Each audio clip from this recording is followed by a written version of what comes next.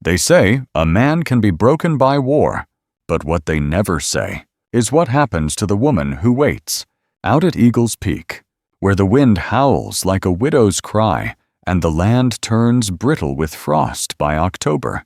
Sarah Holloway has been waiting. 2 winters now. No word, no body, no graves, just a promise etched into memory. I'll be home before the snow gets cruel. But war doesn't always keep its end of the deal, and when the storm rolled in from the west that evening, she felt it in her chest, deep and low, like the drumbeat of a funeral march. Then came the sound of hooves. Not thunder, not salvation, something else. A stranger rode into her grief, wearing her husband's warhorse like a trophy, and in his hand, a silver cross, the one she tied around Samuel's neck the day he left. And just like that, the waiting was over, but the truth was only beginning. What did you think of today's story? If it brought you any warmth or made you smile even for a second, drop a simple "good" in the comments below. Got your own thoughts or feelings? I'd love to hear them seriously. And hey, don't forget to hit that subscribe button. It's free, and it truly helps us grow this space for stories that matter. Thanks so much for being here. The wind, a constant mourner in the Montana Territory, clawed at Eagle's Peak, its voice a raw scrape across the barren hills and fields of sun-scorched grass. The Holloway homestead stood stark against the vast, uncaring sky, a lone sentinel of stubborn defiance. 2 years. 2 years it had hunkered there, weathered but not broken, much like the woman who called it home. Sarah Holloway's hands, chapped and calloused from labor meant for 2, worked with a grim efficiency that belied the ache in her soul. The small log house, though sturdy, bore the scars of neglect only a woman alone could not fully mend. The corral fence sagged in places, a silent testament to missing strength. The barn leaned as if weary of standing. Each gust whistled through the cracks in the clapboard, a sigh that echoed the one trapped in Sarah's own chest. 2 years, 2 goddamned years since Captain Samuel Holloway, her Samuel, had ridden out with the rising sun, his back straight and proud, astride his powerful black stallion. Storm, I'll be back before the worst of winter hits. Sarah girl, he'd promised. His voice rough with emotion he tried to hide. 2 winters, each more savage than the last, had come and clawed their way across the land, and gone. The promise, however, remained a flickering ember in the blizzard of her solitude. Sarah was a study in relentless motion. Mornings found her coaxing life from the unforgiving soil, mending what the wind and time sought to unravel.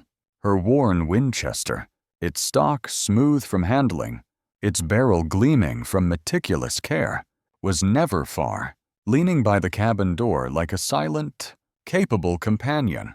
She'd learned to make its voice speak when hunger gnawed, bringing down a jackrabbit or a prairie grouse to supplement the meager fare her few remaining chickens provided. Eggs, traded in Dusty Gulch for flour, salt, and precious coffee, were the currency of her survival. But come dusk, when the day's battles were fought, a different ritual took hold. She'd stand on the narrow porch, Samuel's old woolen shawl clutched tight around her shoulders, her gaze fixed on the winding trail that snaked down into the valley, the last place she'd seen him and Storm, swallowed by the horizon. Every morning, she still brewed coffee enough for 2, the aroma a phantom comfort, as if he might walk through the door any moment. Weary, but home, the loneliness was a living thing, gnawing at the edges of her sanity. The memory of his touch, his laughter, a constant, throbbing pain. Yet, beneath the sorrow, a core of iron resilience held firm, a near-feral conviction that Samuel lived. She'd learned to turn a deaf ear to the hushed whispers in Dusty Gulch, to the pitying glances that slid off her like water from a duck's back. No official wire, she'd tell herself, her jaw set. His name ain't on no casualty list they've posted. He's just delayed. Dusty Gulch, a hard-bitten collection of clapboard and false fronts. A good half-day's ride when the weather was fair. Each trip for supplies was an exercise in measured endurance. Old Man Henderson, proprietor of the general store, a man whose kindness was often blunted by a pragmatism born of harsh frontiers, was usually the first to offer his well-meaning, but grating, counsel. Sarah, child. He'd begun one afternoon, his voice creaking like an old wagon wheel as she inspected a bolt of calico. "You're still a young woman. Life's gotta go on. The war's been over a year now. More. Them as was comin' back. Well, they're back." He paused, his gaze softening with a genuine, if unwelcome, sympathy. "Maybe it's time to think on your own future a bit." Sarah's eyes, the color of a stormy sky, met his. Her voice, when it came, was level, cool, a hint of frost around the edges. "Appreciate your concern. Mr. Henderson, Samuel gave me his word. He's coming home. He's just run into some trouble on the trail, is all. I'll wait." Her polite but unyielding refusals to entertain notions of widowhood, or the clumsy matchmaking attempts by some of the town's more meddlesome biddies, had slowly built a wall around her. They respected her grit, her loyalty, even as they whispered she was chasing a ghost. Late one autumn afternoon, as Sarah wrestled a loose fence post back into the unyielding earth, the sky began to curdle. Black-bellied clouds, heavy and ominous, rolled in from the west, swallowing the sun, casting the landscape in an eerie, premature twilight.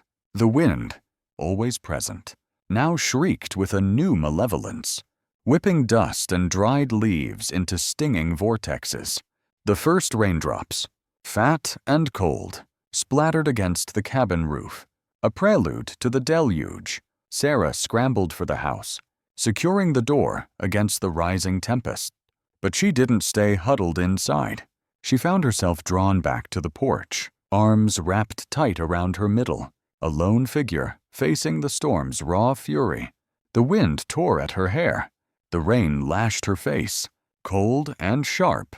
It was as if the turmoil in the heavens was a brutal, physical manifestation of the maelstrom within her own heart. The gnawing anxiety, the unspoken dread, the fragile hope battered by an unseen force. A low growl of thunder rumbled in the distance, too much like the cannons of a war she prayed had not claimed her husband, stirring old fears, the bitter taste of potential loss. Then, through the roar of the wind and the drumming tattoo of rain on the roof, another sound, faint at first, then growing, insistent hoofbeats, not the slow, plodding gait of a freighter's team, nor the creak and jingle of a merchant's wagon. This was rhythmic, powerful, urgent, cutting through the storm's chaos, heading directly for her isolated sanctuary. Her heart hammered against her ribs, a frantic bird trapped in a cage. The lamp she'd lit flickered on the rough-hewn table. Her hand, steady despite the tremor that ran through her, reached for the Winchester. Who in God's name would ride out in this, unless driven by desperation or malice? A shape, dark and indistinct, began to resolve itself through the gray curtain of rain. A horse and rider, materializing like a wraith from the storm-racked gloom. The horse was big, powerful, its coat the color of midnight, steam pluming from its nostrils in the cold, wet air. Sarah's breath hitched. Her fingers tightened on the rifle stock until her knuckles were white. It couldn't be. Yet, the powerful build, the way it carried its head, a jagged scar, pale against the dark hide on its left shoulder, a grizzly's mark from years past, and the distinctive white star blazing on its forehead. Storm! The name was a choked whisper, lost in the wind. Joy, fierce and sharp, pierced through her, quickly followed by a cold wave of dread. Storm, Samuel's storm. But where was Samuel? Her mind reeled. Why was his horse here, riderless? or worse, carrying another. The man astride the stallion was a silhouette, cloaked in a long, dark coat, sodden and heavy with rain. A wide-brimmed hat, pulled low, shadowed his face, revealing only a hint of a stubbled jaw, lips set in a grim line. He sat the horse with an easy, familiar grace, as if born to the saddle, a figure of brooding stillness amidst the tempest. He didn't seem hurt, nor in any particular hurry, just present, heavy with an unspoken burden. Sarah forced the rising panic down, leveling the Winchester. The barrel, though wavering slightly, was aimed squarely at the stranger's chest. Her heart thudded so violently she felt it in her throat. Its beat a counterpoint to the relentless drumming of the rain. "That's Captain Samuel Holloway's horse." Her voice, when she found it, was a low, ragged snarl, sharp enough to cut. She fought to keep the terror from cracking it wide open. "Who are you? What have you done with him? Where did you get that horse?" The stranger showed no surprise. No fear at the rifle pointed his way. He swung down from Storm's back with a slow, deliberate movement, his hands rising, open and empty, to shoulder height, a gesture of peace, or perhaps just weariness. Storm, instead of shying from Sarah, took a step towards the rickety fence, whickering softly, a low nicker of recognition that twisted a knife in Sarah's gut. "Didn't steal him, ma'am." The man's voice was a gravelly rasp, weathered and tired, like stones tumbled smooth in a river of hardship. Yet there was a strange undercurrent of sincerity in it. "Storm, you call him. He found me 'bout 3 weeks back, up near Wolf Creek Pass. I was done in, starved, wounded. This horse, he's too loyal, too smart to be a stray." He moved a hand slowly, deliberately, towards the inside of his sodden coat. Sarah's finger tightened on the trigger, her knuckles white. He paused, then, just as slowly, withdrew a small object, wrapped in a piece of frayed, dirty cloth. Without a word, he tossed it gently onto the muddy ground at her feet. Her hand shook so violently she could barely stoop to retrieve it. The cloth was damp, rough beneath her trembling fingers. Inside, nestled in the grime, lay a silver crucifix, tarnished, scratched, but unmistakable. The one she'd pressed into Samuel's hand the day he rode away, its leather thong one she'd braided herself, a prayer for his safety woven into every strand. The world tilted. Her heart seemed to stop, then restarted with a painful, suffocating lurch. "My husband!" Her voice was a broken thing, raw with a dawning, unbearable agony. She looked up, tears finally breaking free, blurring the stranger's grim face. "Samuel, where is he? Tell me." The stranger didn't answer immediately. He reached up a hand, slowly, and pushed the dripping brim of his hat back. His face was gaunt, hollow-cheeked, etched with the sun and wind-scoured lines of a man who'd stared into the abyss and had it stare back. It was not a face she knew, but his eyes. God, his eyes, they held a universe of sorrow, a profound, weary sadness that seemed to suck the very air from her lungs, an unnameable haunting, and in their depths, a flicker of something akin to shared pain, a grim understanding. The fury of the storm outside began to subside, the wind's howl diminishing to a mournful sigh, the rain softening to a steady, melancholic patter on the porch roof. The silence in its wake was heavy, suffocating. The stranger's gaze, unwavering, seemed to pierce through her, pinning her in place, carrying a weight that threatened to crush her. His voice, when it finally came, was low, flat, each word a hammer blow against the fragile shield of her hope. "Captain Samuel Holloway, your husband." He paused, and in that small space, Sarah's world fractured. "He died in the war." "Ma'am." The words hung in the damp air, stark and brutal. He fought bravely. Sarah swayed. The Winchester suddenly an impossible weight in her hands. The porch board seemed to fall away beneath her feet. The world, once held together by a single, desperate thread of hope, had just been irrevocably, brutally severed. The words, "He fought bravely," echoed in the sudden, ringing silence that followed the storm's retreat. They were stones dropped into the deep well of Sarah Holloway's 2-year vigil, the ripples spreading outwards, shattering the fragile surface of her hope. The silver crucifix in her palm, once a beacon, now felt like a millstone, dragging her down.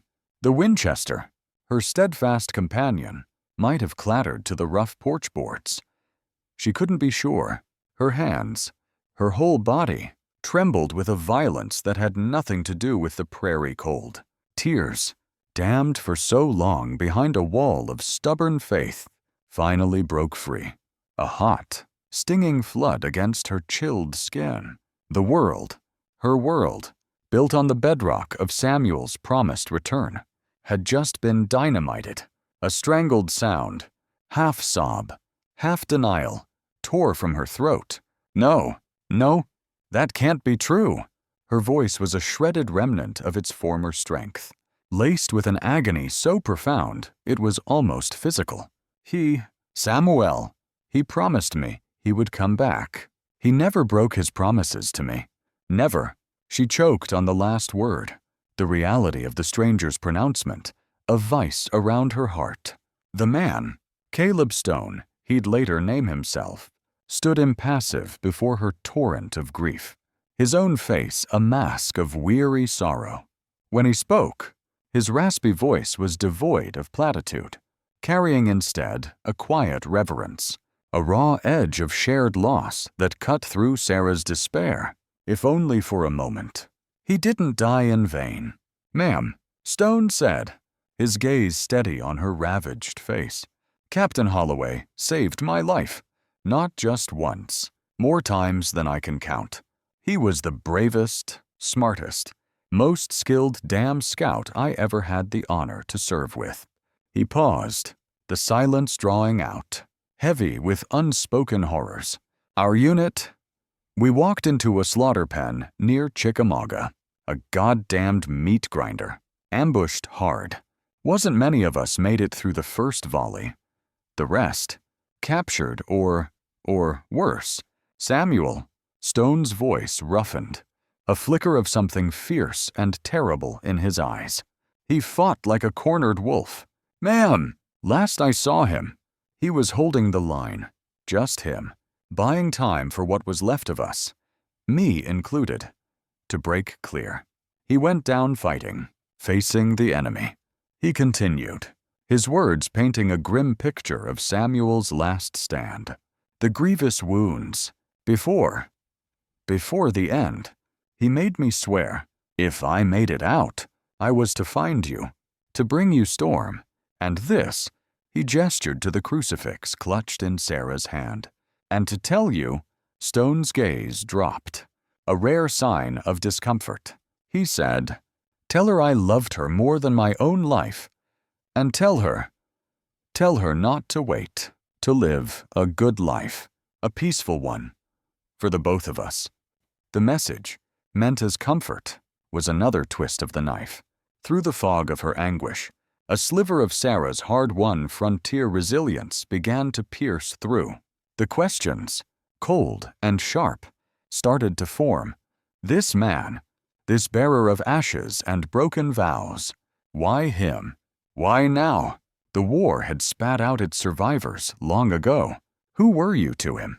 Her voice, though hoarse, regained a measure of its former steel. The grief was still a raw, gaping wound, but suspicion, a necessary instinct in this land, began to seep in. Why you? Not some officer, some official notice. Why wasn't there a wire, a name on a list posted in some dusty government office?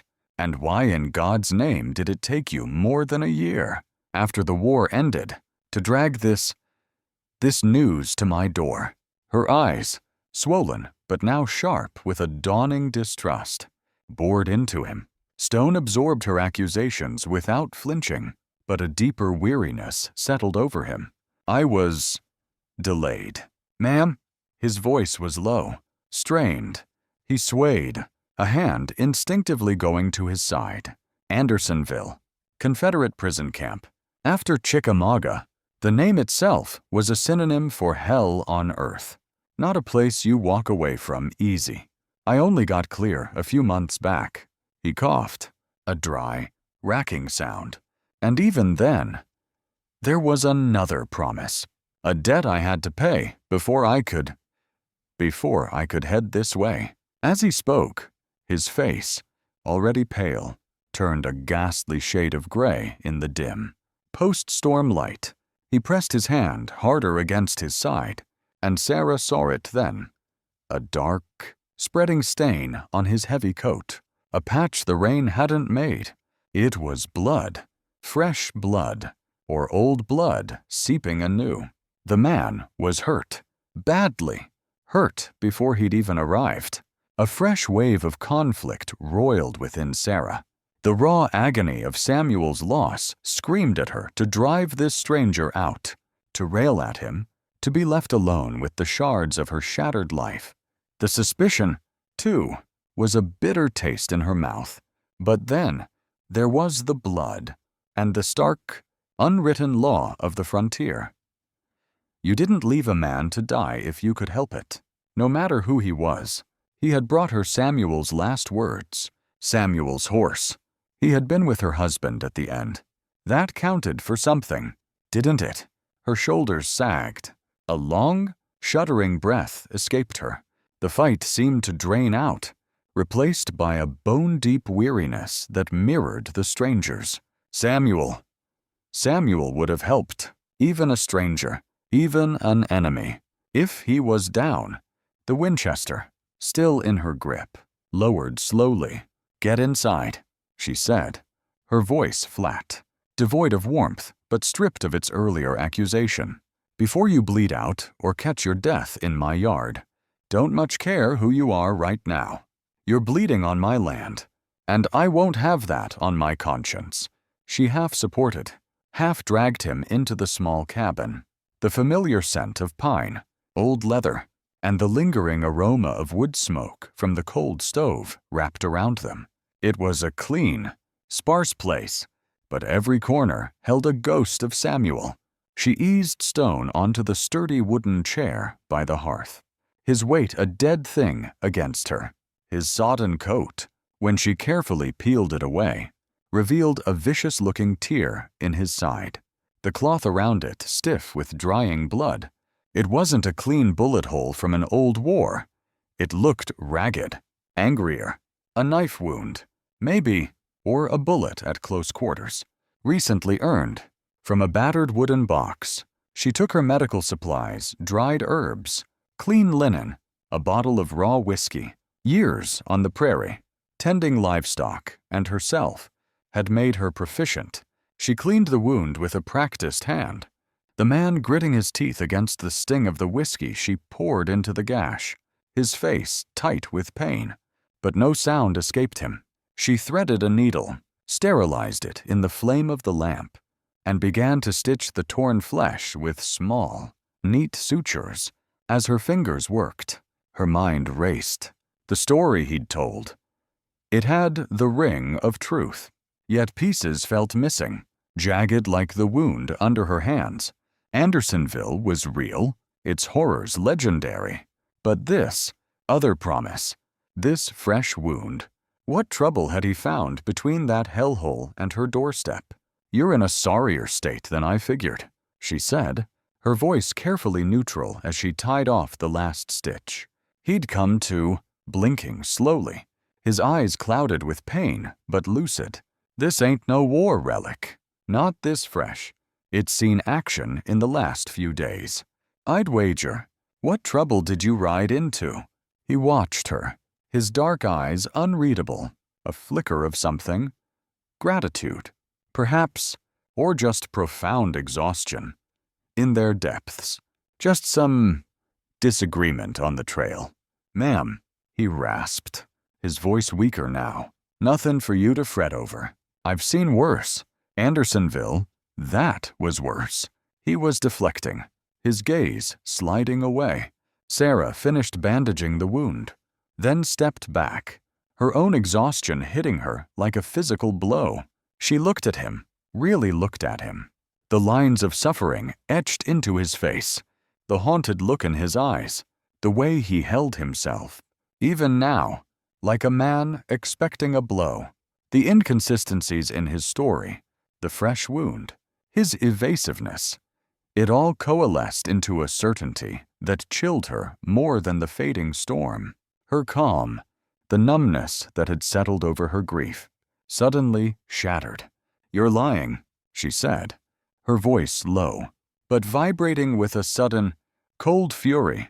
"It wasn't a question, not about all of it. Maybe, but you haven't told me the straight of it. Not since you rode out of that storm." Her eyes, narrowed and glinting like chips of ice, pinned him to the chair. "My Samuel, my husband, he didn't just die in some battle. Did he? There's more. Something you're holding back. Something ugly." She gestured to his bandaged side. "And that wound, that's no relic of some old fight tearing open. That's new. Raw. You've been in a life-or-death scrap. And damn recently. Who the hell are you?" "Caleb Stone. And what really happened to my husband out there?" Stone met her gaze, and for the first time, she saw not just weariness or pain, but a profound, desperate tension in his eyes, a terrible conflict raging within him. He was silent for a long moment. The only sound the drip of water from the eaves and the crackle of the fire she'd hastily rebuilt in the stove. He seemed to be weighing his words, or perhaps weighing her. When he finally spoke, his voice was a hoarse whisper, heavy with a dread that settled like a shroud in the small cabin. Maybe I didn't ride all this way just to bring you news of how your husband died a hero. Mrs. Holloway." His eyes, dark and haunted, locked onto hers. "Maybe I came here, hoping to find a place to die quiet. On ground my last. Best friend once called home." He swallowed, the effort visible. "Or maybe I came to bring you a truth that's a damn sight worse than him dying in any battle. A truth far more terrible." Sarah stared, the blood draining from her face. A truth worse than his death. The words were barely audible. What, in God's name, could be worse than Samuel being dead? This stranger, this Caleb Stone, what darkness had he truly brought to her door? An entirely new kind of fear, cold and sharp, began to uncoil in the pit of her stomach. The story, she knew with chilling certainty, was far from over. It was just beginning. The 3 days that followed crawled by, each one a leaden weight pressing down on Sarah Holloway's already burdened spirit. The stranger, Caleb Stone, a name he'd offered with the same spareness he used for all words, recovered with the stubborn slowness of a man who'd cheated death too many times to count. His wound, meticulously tended by Sarah's reluctant but surprisingly skilled hands, had begun to knit. But the fever sheen in his eyes and the gauntness of his frame spoke of a deeper depletion. He spent most of his hours in Samuel's old armchair by the hearth, a silent, watchful presence, or staring out the cabin window as if memorizing the bleak contours of Eagle's Peak. Sarah moved around him like a wary cat, a wide berth of unspoken grief and suspicion separating them. The raw wound of Samuel's confirmed death throbbed incessantly, a constant ache beneath the surface of her forced composure. Yet, the ingrained humanity of the frontier, the harsh code that demanded succor for the wounded, wouldn't let her turn him out. She brought him broth, changed his dressings with a brusque efficiency that masked the turmoil within, the questions clawing at her. She tried, more than once, to pry loose more details, to understand the shape of the void Samuel had left. "You still haven't told me all of it, have you, Mr. Stone?" she'd pressed one evening. the lamplight casting long, dancing shadows that made the small cabin feel even more claustrophobic. This unfinished promise you spoke of. What was it? What did it have to do with Samuel? Stone's gaze would drift to the darkness outside the window, his profile stark and unyielding. Some doors are best left unopened. Mrs. Holloway. He'd replied, his voice a low rasp. The past. It's a graveyard. Best to let the dead lie still. All you need to know is Samuel was a hell of a soldier. The best damn friend a man could ask for.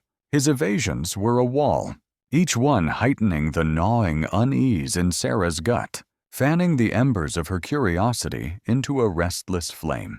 She felt caught in a dangerous current, pulled between the desperate need to know the full measure of her husband's end and a primal fear of what that truth might unleash, what shadows it might draw to her isolated doorstep. There was a darkness clinging to Caleb Stone, a scent of violence and pursuit that prickled her senses. The fourth morning dawned clear and deceptively peaceful. A pale sun climbed a washed blue sky, a mockery of the turmoil that had become Sarah's constant companion. She was kneading dough for the day's bread, the rhythmic work a small anchor in the sea of her uncertainties.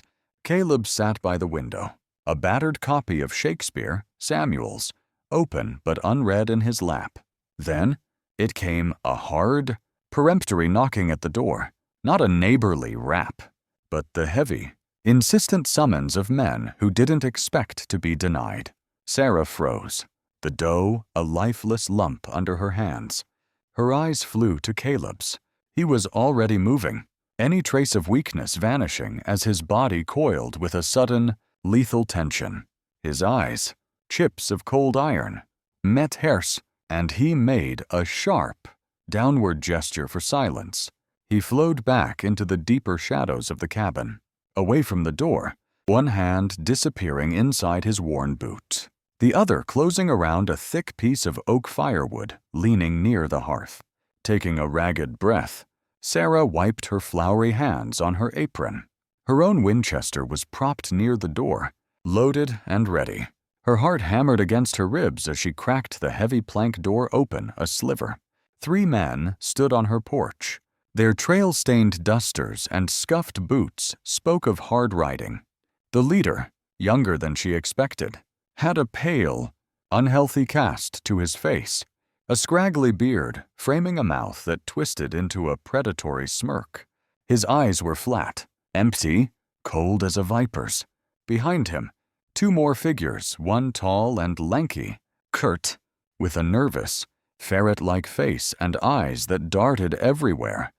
The other, Grizzly, a mountain of a man, silent and brooding, a livid scar puckering the skin from his temple to the corner of his mouth, giving him a perpetual snarl. "Mornin', Mrs. Monroe," the leader said, his voice a syrupy drawl that didn't quite mask the underlying menace. "The wrong name. Deliberate. Or just ignorance. Hate to trouble your fine mornin', but we're trackin' a man. Important fella to our employer. Figured you might have seen him pass this way." Sarah's grip tightened on the doorframe, her other hand inches from the Winchester. Not many strangers come through Eagle's Peak. "Mr.," she said, her voice surprisingly steady. "Who is it you're looking for?" The ferret-faced one, Kurt, twitched. "Tall fella," he piped up, his voice high and reedy. "Might be favorin' his right leg. Rides a black Union cavalry horse. A real looker. Just like that one I seen in your corral out back." His shifty eyes flicked past her, trying to pierce the gloom of the cabin. Likely got a nasty hole in his side, too, needing some tending. The leader, Dawson, shot Kurt a look that could curdle milk before turning back to Sarah. His smile stretched thin, like my associate says, "Fella, we're after." He might have relieved someone of something that ain't his, something real valuable to Mr. Cone. The name dropped into the air like a stone. An old map, maybe, or perhaps a certain kind of heavy, yellow metal.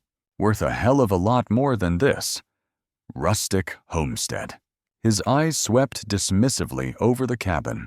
Sarah's mind raced. Kane. The name Stone had mentioned. The map. Her decision, when it came, was swift, instinctive. "Haven't seen anyone like that," she said, her gaze unwavering as she met Dawson's cold stare. "Just me, my chickens, and the coyotes that get too bold come nightfall. You must have bad information, or you've ridden off your trail." The smirk vanished from Dawson's face. He took a step forward, his heavy boots thudding ominously on the porch boards. "That a fact, Mrs. Monroe." His voice was softer now, but laced with a chilling silkiness. "You certain sure about that? Then you wouldn't mind if we just take a quick peek inside. Make sure you ain't got no uninvited company bothering your solitude." Sarah didn't flinch. "I'd mind a great deal," she said, her voice hard as nails. "This is my land, my home. You don't have a warrant, and you don't have my permission. You try to set foot past that door, the only thing you'll find is hot lead looking for a home." Kurt's hand twitched towards the Colt at his hip, but the big man, grizzly, laid a hand like a ham on his arm, his scarred face impassive. Dawson let out a short, humorless bark of a laugh. "No need to get hospitable, Mrs. Monroe," he said, his eyes promising retribution. "We won't impose today, but we'll be back, and it'd be in your best interest to have a better memory next time. For your sake, and the sake of this charming property." With a final, lingering look that raked over Sarah, he turned, and the three of them clumped off the porch, their presence a lingering stain on the morning. Sarah slammed the door shut, the bolt grating loudly, and leaned against it, her breath coming in ragged gasps. Caleb materialized from the shadows, his face a grim mask of controlled fury. "Bounty hunters," he bit out, his voice low and venomous. "Silas Kane's dogs. Vicious curs, every last one of them." The dam of his silence finally broke. He told her then, the words spilling out, hard and bitter. Silas Kane, a name whispered with fear and awe across the Montana Territory. A mining magnate on the surface, but underneath, a creature of insatiable greed and ruthless ambition. Arms to the Confederacy during the war. Stolen Union gold funneled through a labyrinth of secret trails. Illegal mining that bled the land and its people dry. Officials bought, laws twisted, lives extinguished if they became inconvenient. "Your husband, Sarah," Caleb said, his voice hoarse with a pain that mirrored her own. "Captain Samuel Holloway. He wasn't just scouting enemy lines. He was on a covert Union mission. He stumbled onto Kane's whole rotten enterprise, found proof, and he found a map." He paused, the weight of the revelation hanging heavy between them. A map to a fortune in plundered Union gold Kane had cached away, enough to buy armies, topple governments nearly. Samuel, her Samuel, had tried to get that map, that evidence, to his superiors, to bring Kane's empire of corruption crashing down. But Kane's tendrils were long. The unit was betrayed, ambushed, slaughtered.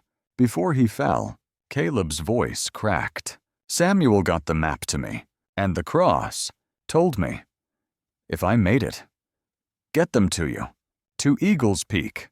He said you'd know what to do, that you'd see justice done."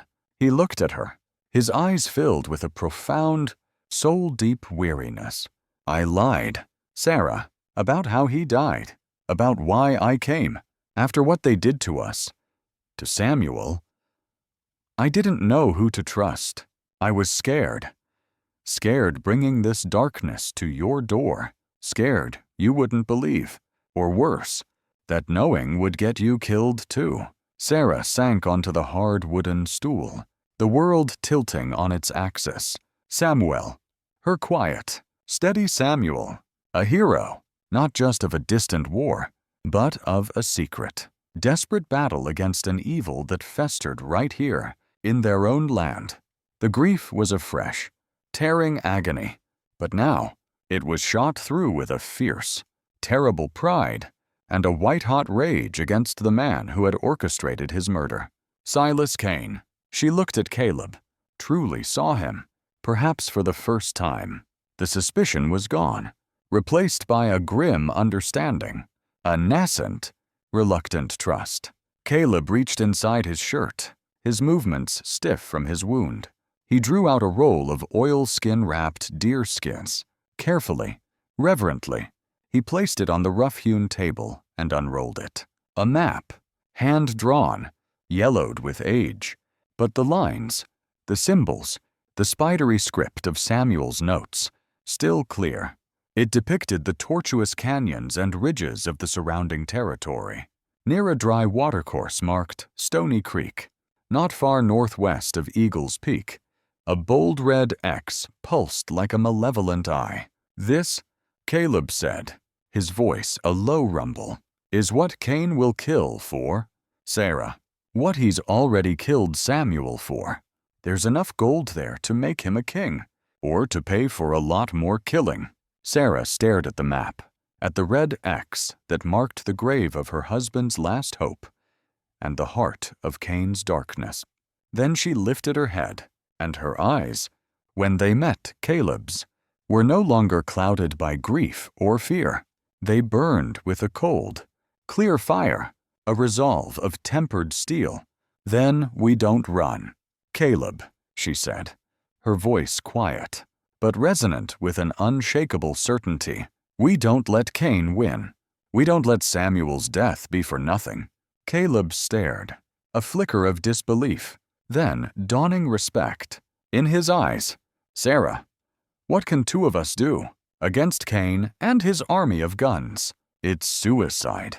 A ghost of a smile, grim and challenging, touched Sarah's lips. I aim to finish what Samuel started. This land, Eagle's Peak, these canyons, they're mine. I was born in their shadow. I know every rock, every dry wash, every secret trail the buzzards don't even see. We'll use this land, my land. We'll turn it against them. We'll bleed them. We'll make Cain's hounds wish they'd never heard the name Holloway. A profound silence filled the cabin. Caleb looked at her, truly looked at her, and saw not just a grieving widow, but a woman forged in the crucible of loss and betrayal into something formidable. A slow, rare smile touched his own lips, a genuine crack in his hardened facade. You ain't nothing like I figured. Sarah Holloway, he said, a note of wonder in his voice. You got more iron in you than a whole platoon. Sarah met his gaze, her own expression softening with a new, hard-won understanding. And you, Caleb Stone, she said, are more than just some drifting gunman with a sad story. They stood there, two battered souls, strangers bound by a dead man's legacy and a shared enemy, an unlikely alliance, forged in grief and the promise of violence. Outside, the wind howled across Eagle's Peak, no longer a lament, but a rising battle cry. Dawson would be back. Cain would not be denied. Time was a luxury they no longer possessed. They had a war to prepare for. What did you think of today's story?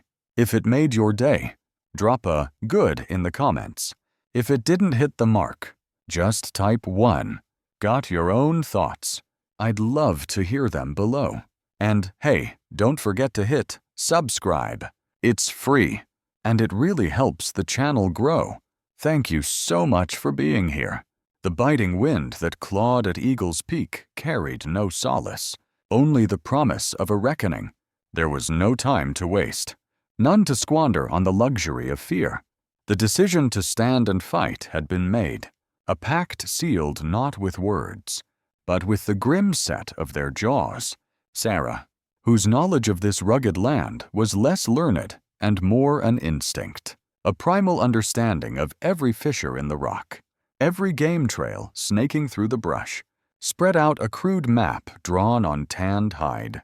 Her finger, stained with earth, traced lines that weren't mere paths, but arteries of a trap. They wouldn't cower in the log cabin, waiting for the wolves to break down the door. No, the entirety of their sprawling ranch, the treacherous slopes of the mountain that loomed like a stone sentinel at their backs. This would be their killing ground, a layered snare for the unwary. Together, they moved like a well-oiled machine, fueled by a desperate resolve.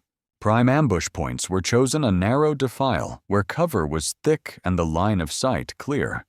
A crumbling rock overhang offering a deadly vantage. Secret escape routes, should the worst come to pass, were double-checked. Tunnels more imagined than real, known only to those who'd bled on this soil. They worked with a grim efficiency, setting crude but vicious traps. Tripwires of braided rawhide designed to send horses and men sprawling. Deadfall pits concealed with a cunning weave of leaves and dry branches, their bottoms bristling with sharpened stakes.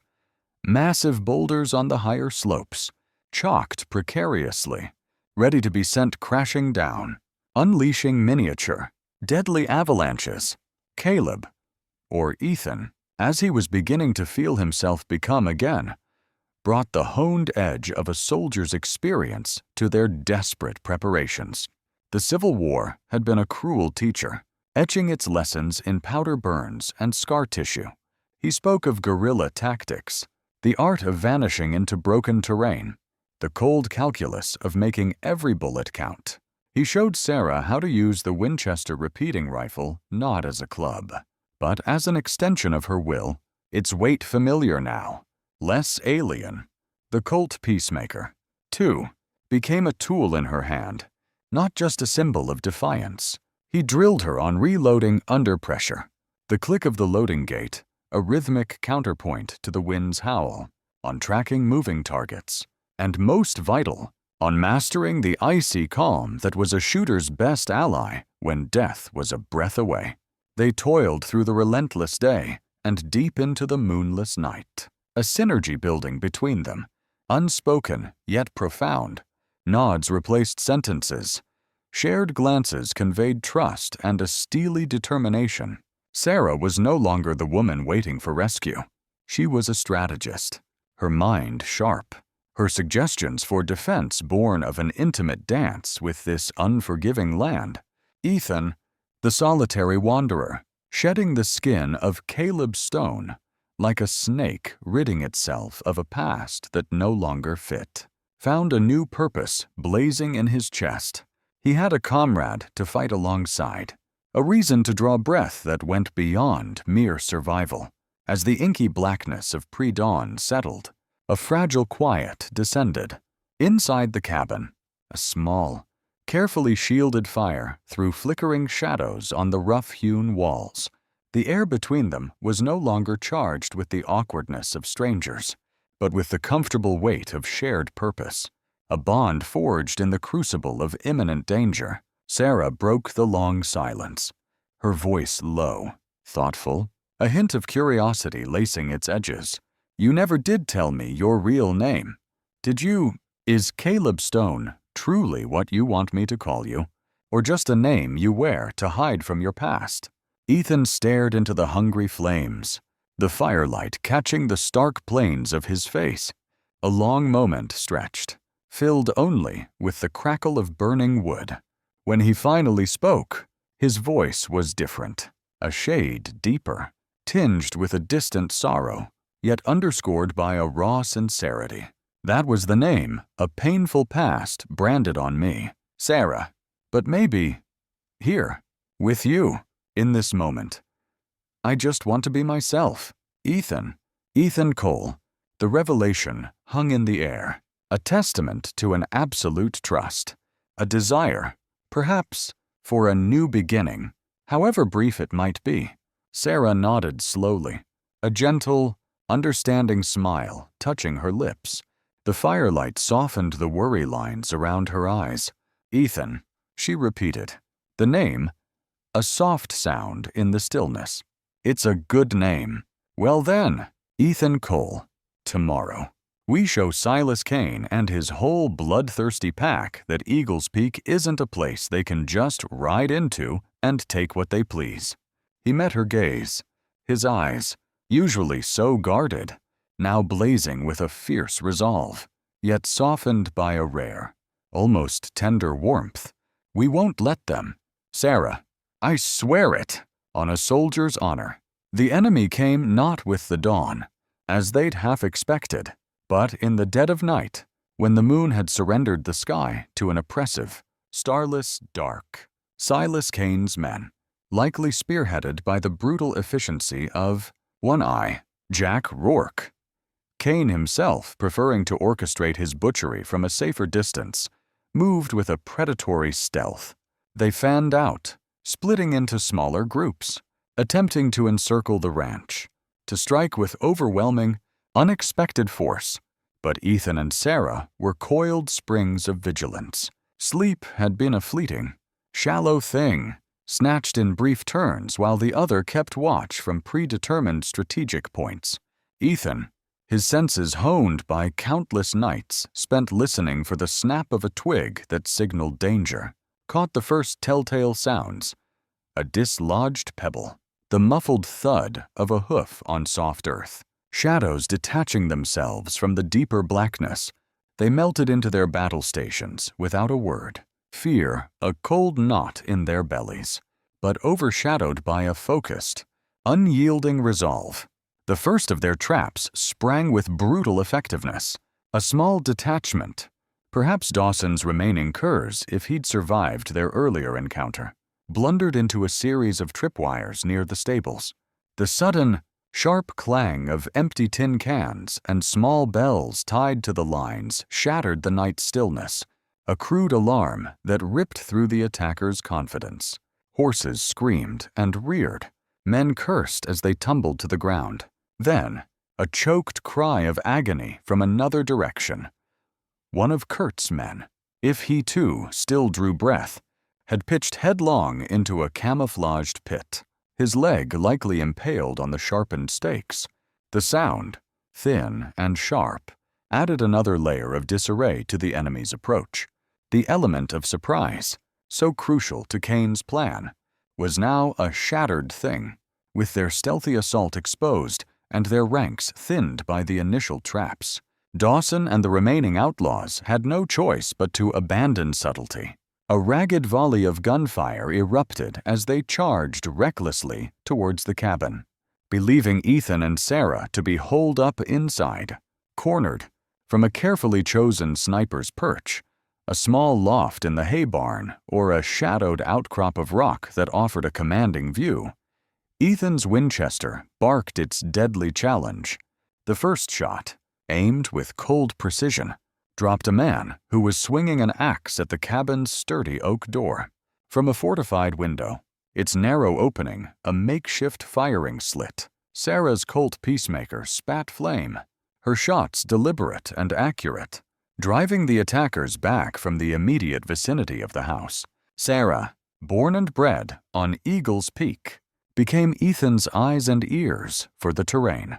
Her voice, sharp and clear above the din of battle, guided him.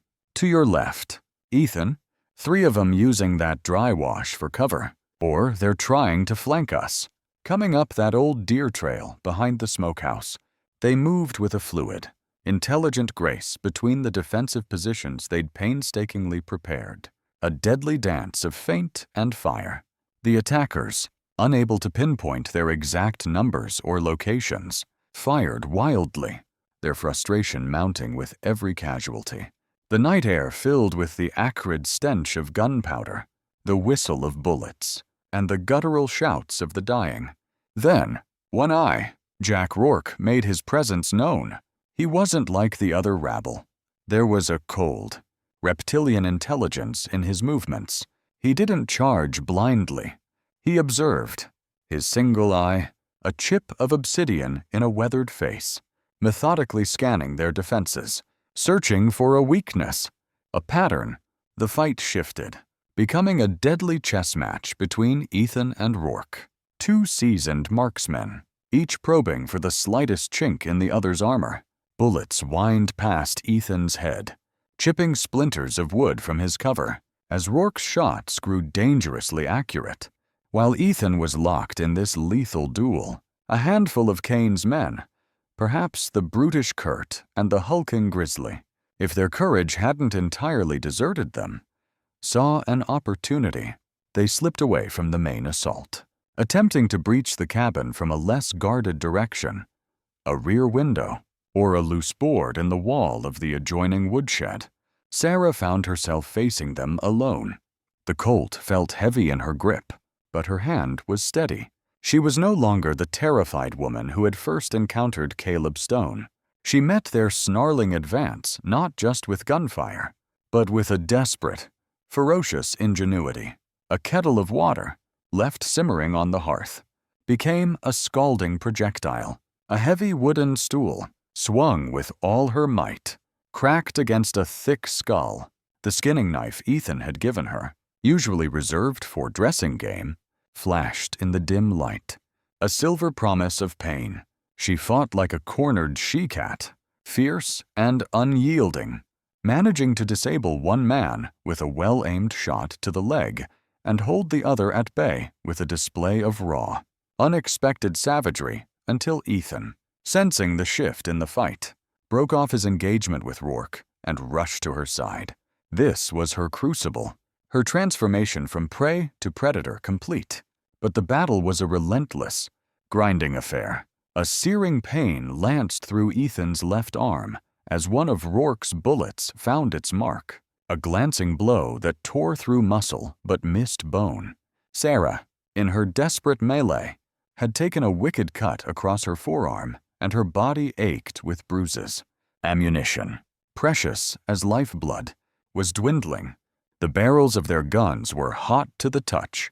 They knew, with a chilling certainty, that they couldn't hold out indefinitely. Just as their hope began to fray, the enemy's tactics shifted with a new, horrifying brutality. One eye, Jack Rourke, or perhaps Dawson if Rourke had been silenced by Ethan's Winchester, bellowed a new command, his voice raw with frustration. Burn 'em out. Torch the damn place. Let 'em cook or come out smokin'. The first greedy tongues of flame licked at a corner of the cabin, then at the dry hay stored in the nearby barn.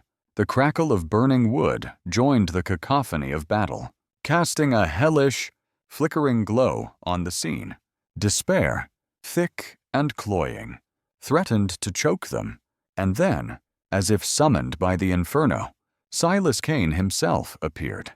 He rode into the firelight with an obscene, regal arrogance, flanked by a core group of his most heavily armed and loyal enforcers. He had waited, the patient vulture, until his prey was exhausted, trapped, their sanctuary turning into a funeral pyre. He reined in his horse at a safe distance, perhaps on a slight rise overlooking the burning ranch, his silhouette stark against the growing blaze. His voice, dripping with contemptuous triumph, cut through the night. Ethan Cole, Sarah Holloway, your foolish little game of cat and mouse is over. You can choose a quick, clean death, or you can roast in there like squealing rats.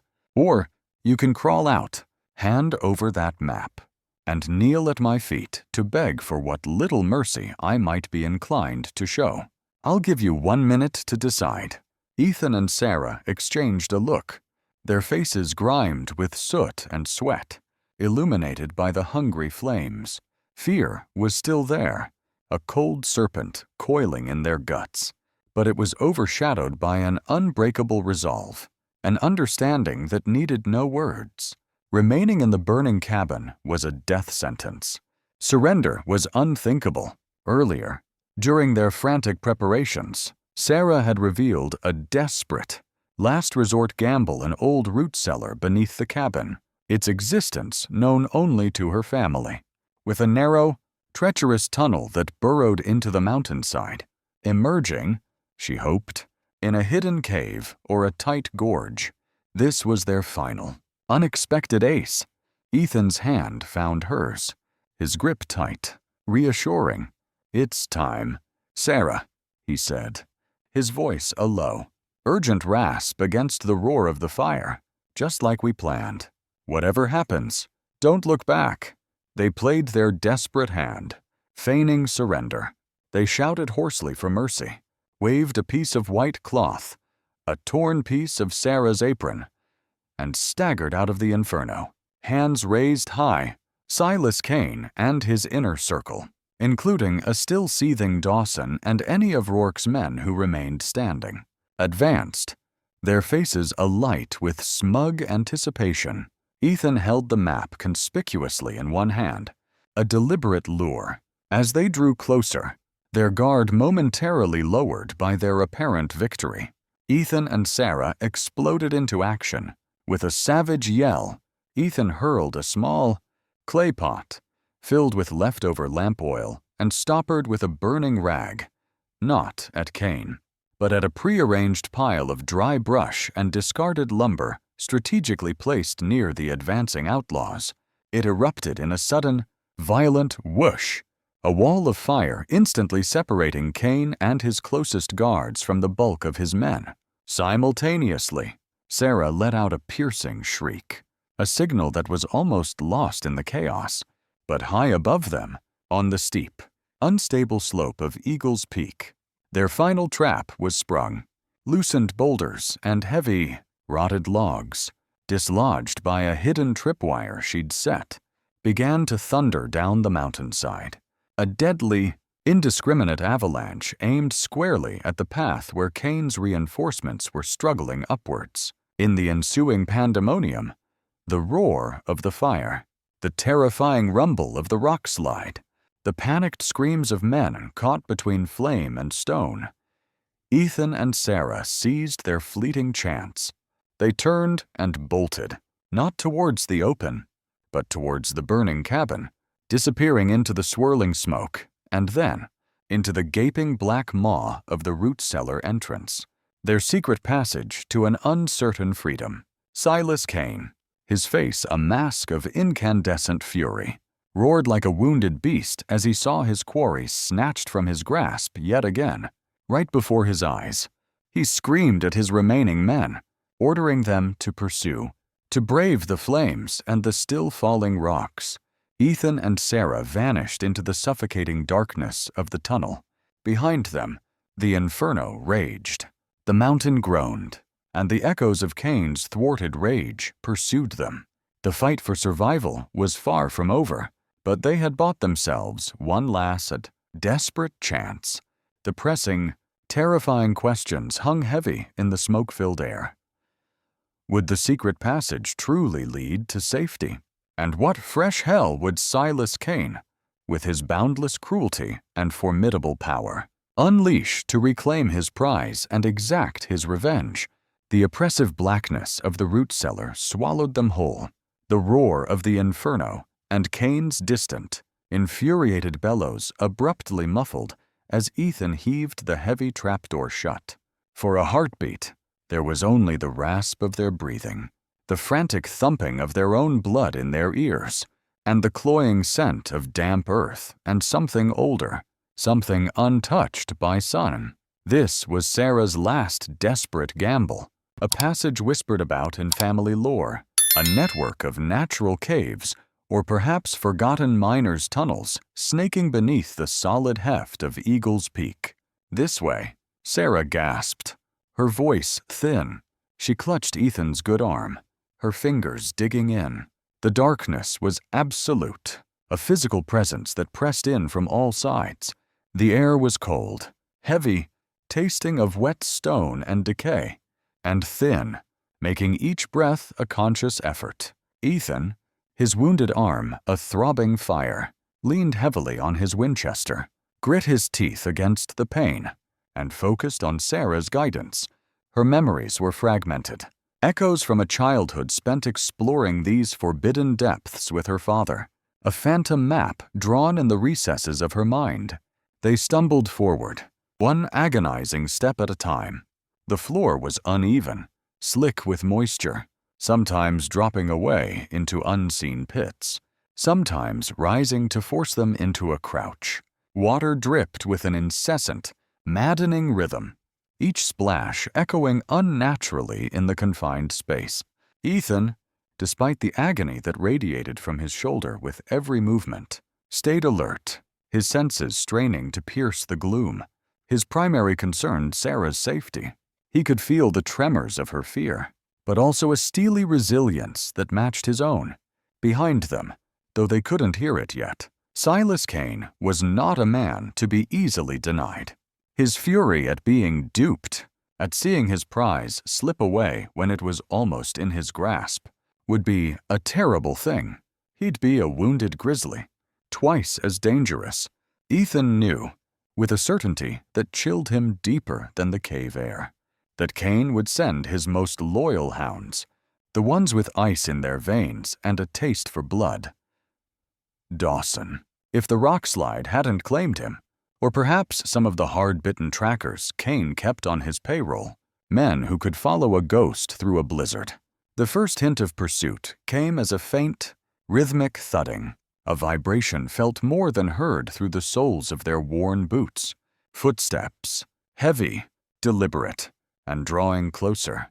Then, a distant, flickering orange glow, painting eerie, dancing shadows on the tunnel walls far behind them. Torches, panic, cold and sharp, jabbed at Sarah. Ethan squeezed her hand. "Keep moving. Don't look back." His voice was a low growl, steady, anchoring. Their flight became a desperate scramble. They navigated treacherous ledges where a misstep meant a bone-shattering fall into blackness, waded through sections where icy water rose to their waists, the cold biting deep. Once, the passage narrowed so much they had to turn sideways, scraping against the rough rock, the air growing foul and close, making their lungs burn. Another time, they hit a dead end, a solid wall of rock, and a wave of despair washed over Sarah until Ethan, running his hand over the seemingly impassable barrier, found a narrow fissure, barely wide enough to squeeze through, a hidden continuation of the tunnel. Small, unseen creatures rustled in the darkness, their eyes glinting like malevolent embers in the brief, peripheral flicker of a match Ethan risked lighting to check their path. The shared ordeal, the constant proximity of death, stripped away everything but the raw essence of their reliance on one another. His strength became hers, her knowledge of these treacherous byways. It felt like an eternity, a lifetime lived in the cold, damp, suffocating embrace of the earth. But then, a subtle shift in the air, a faint current that carried the scent of pine and damp earth, untainted by the cave's miasma, and ahead, a pinprick of gray light. Hope, sharp and almost painful, surged through them. They emerged, blinking like owls in the sudden gloom of a deep, secluded canyon, as the first pale fingers of a bruised dawn touched the highest peaks. Stony Creek, a mere trickle of water over smooth, gray rocks, wound its way through the canyon floor. Sarah recognized it instantly. This is it. Ethan, Stony Creek. It was marked on Samuel's map. Exhaustion hit them then, a physical blow. They slumped against a rock face, drawing ragged breaths. But there was no time for rest. Cain would not be far behind. His greed, his insatiable hunger for the rumored treasure, his burning need for vengeance. These were chains that bound him as surely as any iron. A new resolve hardened Ethan's gaze. "We don't run anymore, Sarah."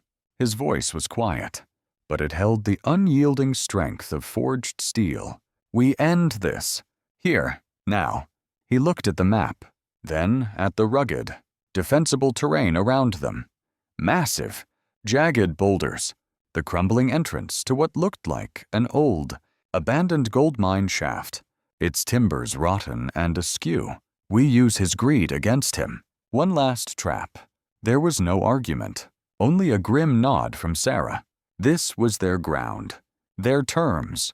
They found a narrow section of the canyon, dominated by a dangerously unstable overhang of rock and the derelict mine entrance. It was a natural death trap, needing only a nudge to become a tomb. Working with a feverish intensity born of desperation, they laid their plans.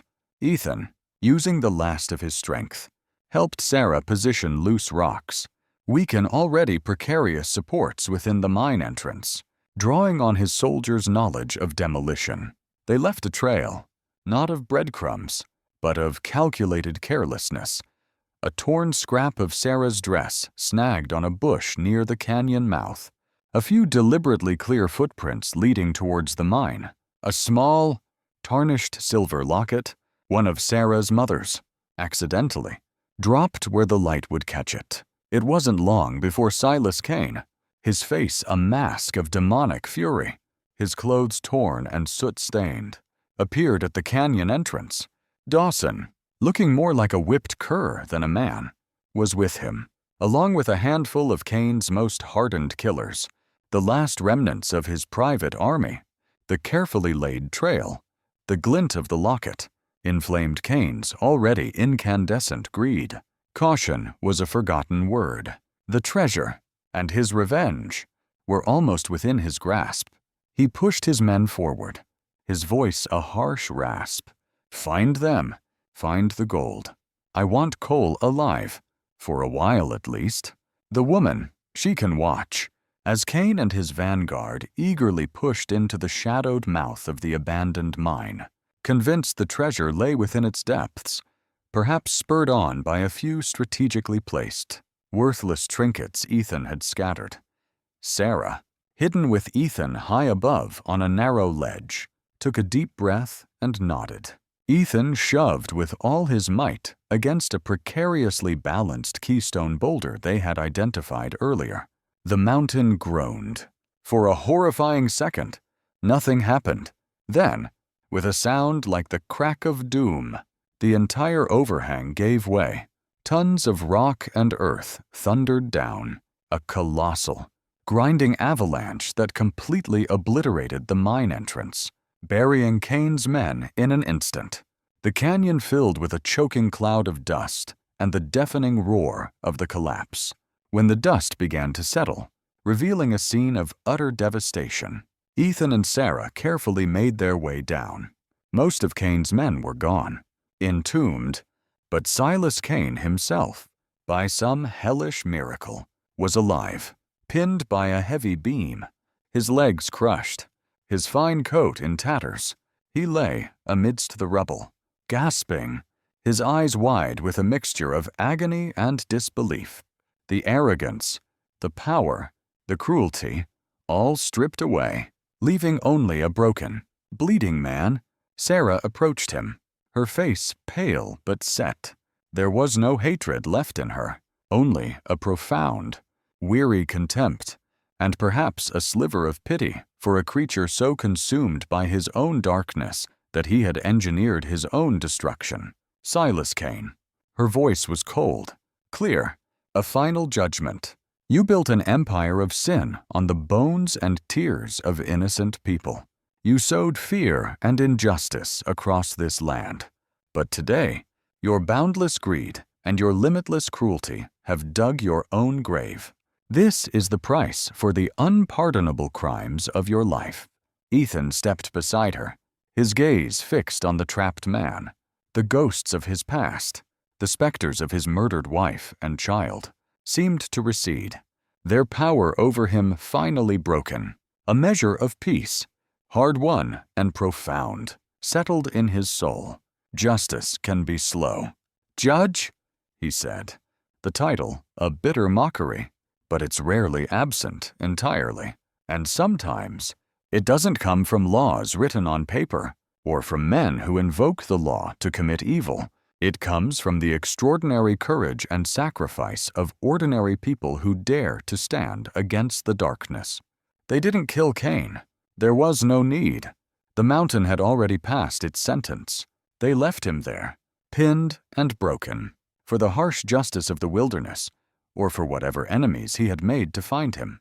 Perhaps, Ethan thought, they would gather what proof they could. Kane's ledger. If it had somehow survived the inferno, or if Dawson had carried it, and see it delivered to a true marshal, someone whose badge wasn't for sale. That would be a fitting epitaph for Cain's reign of terror. As for Samuel's map and the treasure it promised, Ethan found it clutched in Cain's broken hand. He took it, looked at Sarah. If a vast fortune lay hidden somewhere beneath Eagle's Peak, it held no allure for them. They would not touch it.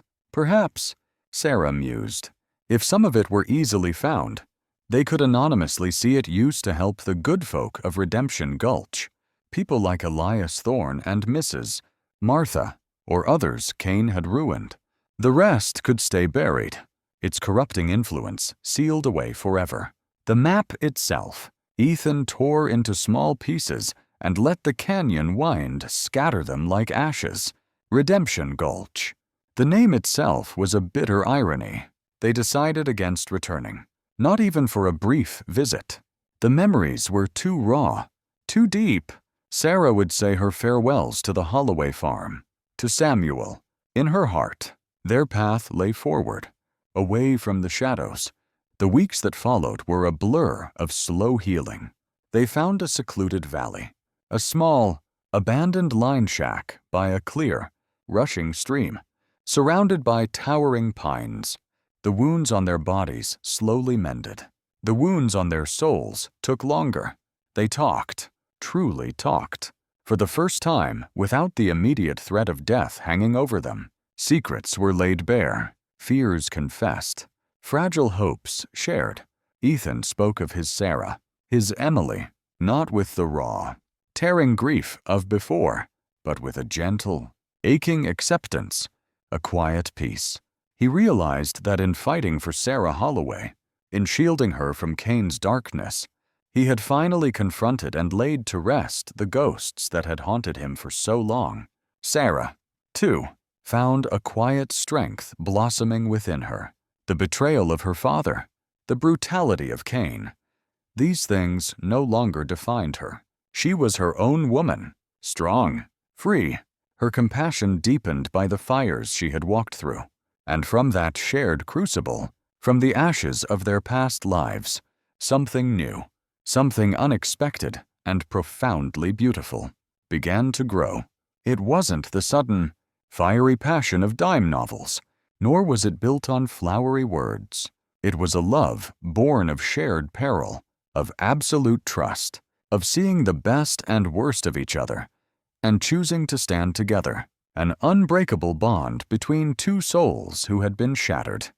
And then, piece by painstaking piece, helped each other heal. One evening, as the sun dipped below the jagged peaks, painting the sky in hues of violet and rose, Ethan looked at Sarah, his eyes filled with a love so deep, so tender, it made his chest ache. A shy, almost boyish hesitancy touched his lips. "Sarah," he began, his voice rough with emotion. I thought my heart died with my Sarah, with Emily. Thought I'd never feel anything like this again.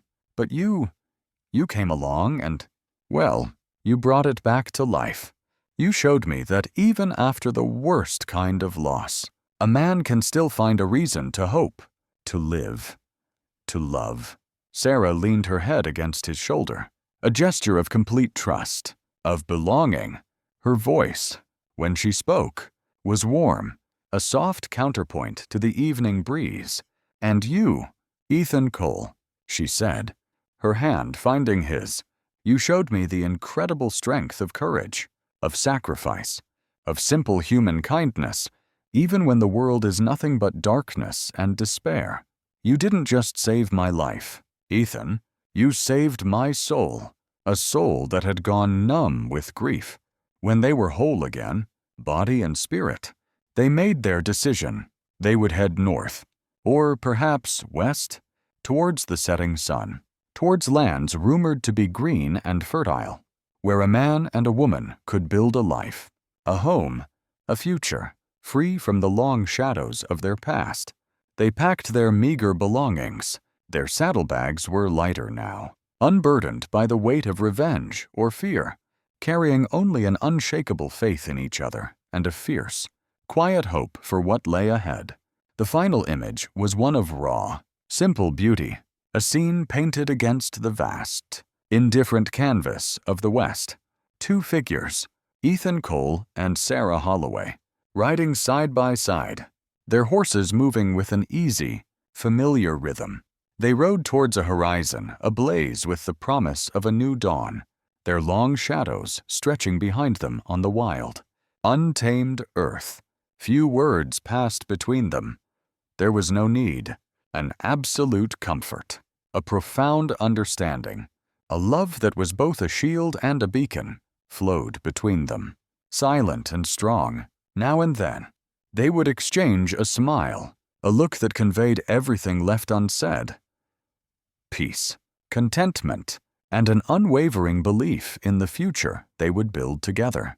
The camera of the mind pulled back, showing them as two small, resilient specks of humanity against the majestic, sweeping grandeur of the wilderness. Before them lay an unknown horizon, yet it was luminous with light, with promise, with hope.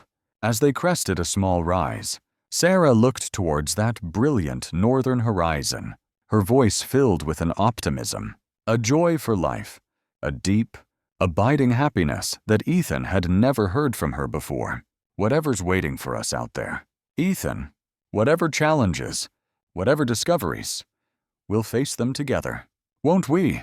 Ethan reached out, his hand covering hers where it rested on her saddle horn. A genuine smile, warm and full of a happiness he'd thought lost to him forever, touched his lips. Yes, Sarah, my love, whatever comes, as long as we have each other, as long as our hearts beat as one, we can face anything, because home isn't a place you find on a map. Home is where your heart finds its anchor, where love and peace reside. And so, on the dusty, arduous trails of the untamed West, where the shadows of a painful past and the cruelty of men could sometimes obscure the bright light of hope, the greatest miracle was not always gold or power, but the finding of a true kindred spirit, a love capable of healing the deepest wounds, a hand to hold steady as you step together into the dawn of a new life.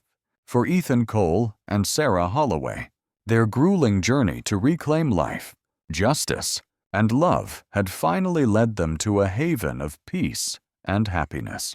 Here, together, they would write a new chapter, a story far more beautiful and meaningful, beneath the radiant sunrise of a brand new day, on the endless road to a future unknown, but undoubtedly filled with light. What did you think of today's story? Did it stir something in you? Maybe it reminded you of someone you once knew, or a love you once lost? If so, I'd love to hear from you. Drop a thought, a memory, or even just a quiet "I was here" in the comments. I read every single one. And if you want more stories like this of grit, grief, redemption, and the quiet strength that binds us, hit that subscribe button. It costs nothing, but it means everything. Together, let's keep these fires of storytelling burning. Thank you for riding with me through this one. See you down the trail.